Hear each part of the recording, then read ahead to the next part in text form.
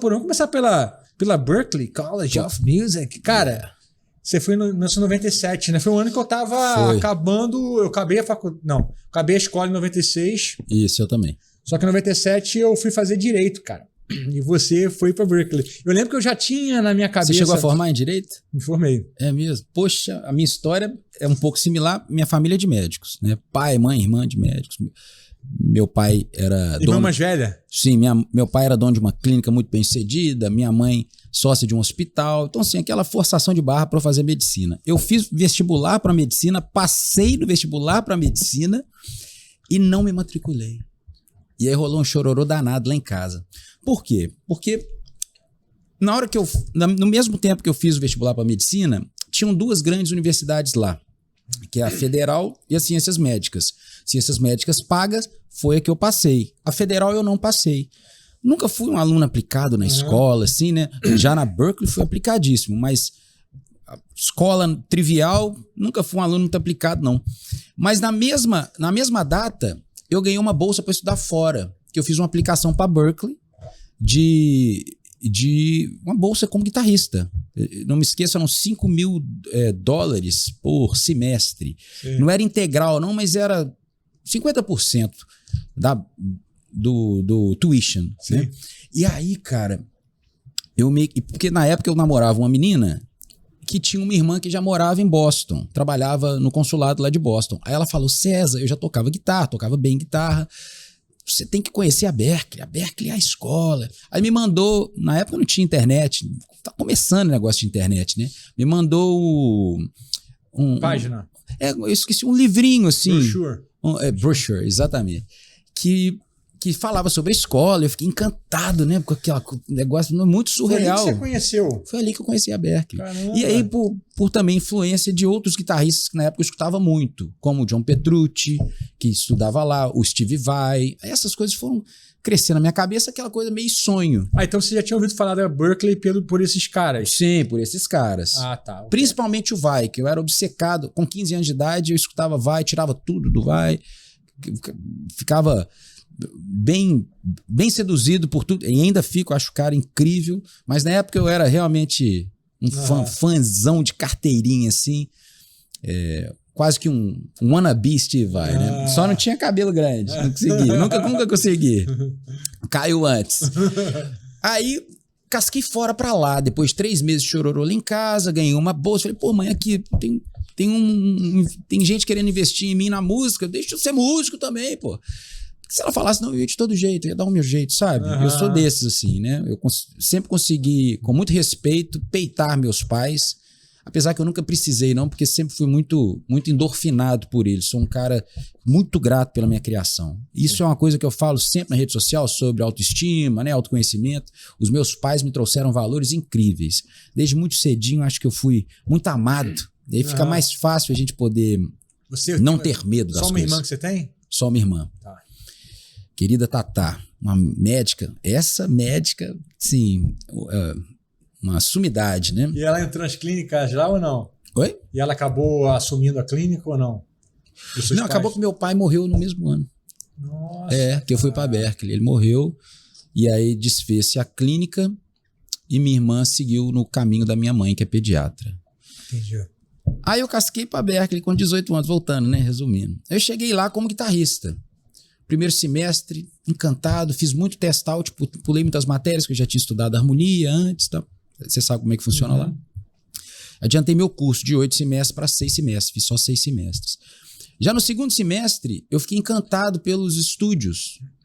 Eu lembro que no Brasil, na época, tinha 2 ou 3 SSLs e lá, só dentro da escola, tinha 4. Sim. E eu fiquei, assim, encantado com o equipamento. Poxa, deve ser muito legal, né? Trabalhar com isso.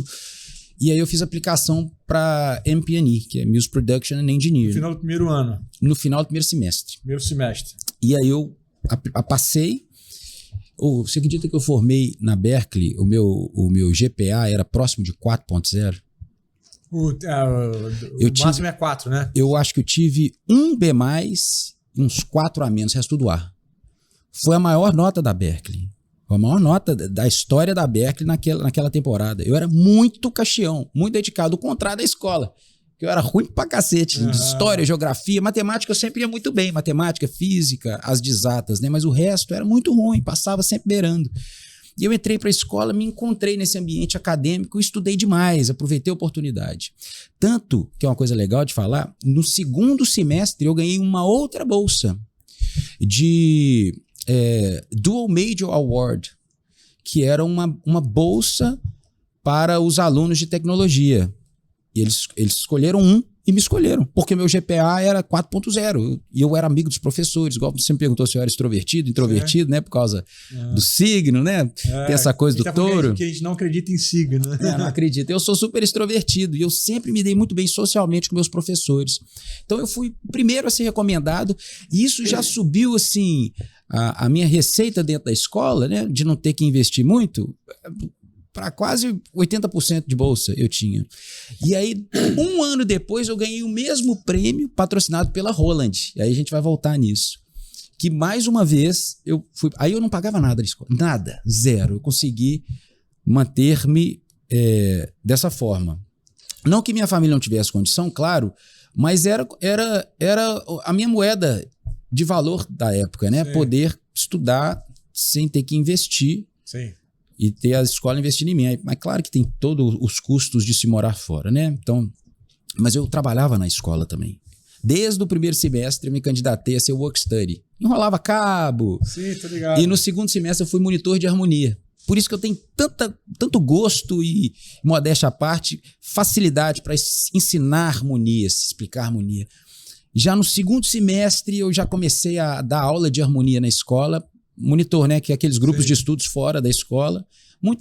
Principalmente cantores, nem sempre pega rápido a harmonia, né? Ou bateristas, que não são instrumentos totalmente ligados ali à formação de acorde. Então, eu cuidava do grupo dos cantores e bateristas. E eu dava aula de harmonia para eles. Então, a escola, na verdade, foi um barato de network, de autoconhecimento. Né, a Berklee, ela tem um poder muito grande de seduzir a gente, né, para o ensino deles, para o jeito de conduzir o ensino, de aprender. Eu acho que uma das coisas mais importantes foi aprender a exorcizar a Berklee também.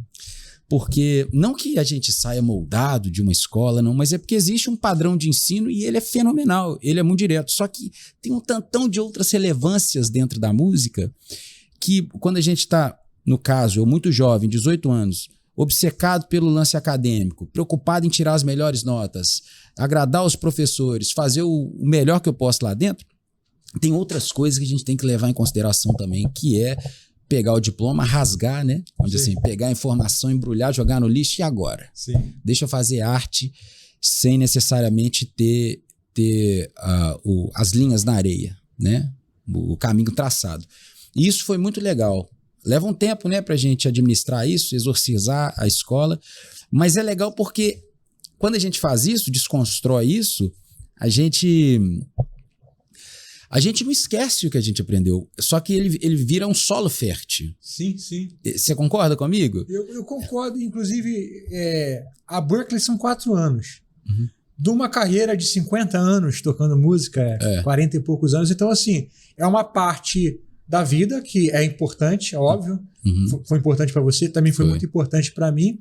Mas, cara, é só um pedacinho. Se você ficar agarrado só naquilo ali, não faz sentido, né?